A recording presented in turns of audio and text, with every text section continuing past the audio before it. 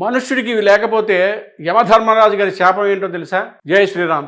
కృతజ్ఞత లేని వారికి, అసలు గుడిలో అడుగు పెట్టని వారికి, నాస్తికులకి, పరమ భక్తులైన వారిని సేవించే లక్షణం లేని వారికి యమధర్మరాజు వేసిన శిక్ష ఏంటో తెలుసా?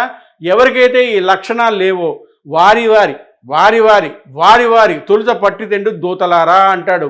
ఎవరు మహాత్ముల యొక్క పాద ధూళి యందు బ్రహ్మాండంలోని పుణ్యక్షేత్రముల యొక్క సారము అంటే ఉన్నది గుర్తెరగలేక వారిని అధిక్షేపించి నమస్కరించకుండా నిలబడ్డారో వాళ్ళని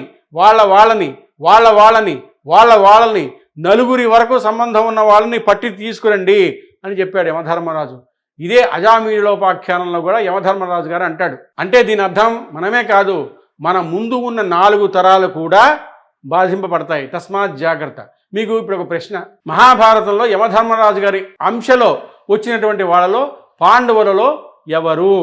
మీరు ఏమనుకుంటున్నారో కమెంట్ బాక్స్లో పెట్టండి. హలో బదులు జై శ్రీరామ్ అనండి. ఛానల్ని సబ్స్క్రైబ్ చేయడం మర్చిపోకండి. పెళ్లి సంబంధాల కోసం మా టెలిగ్రామ్ ఛానల్ మ్యాట్రిమోనీ ఇండియాలో జాయిన్ అవ్వండి.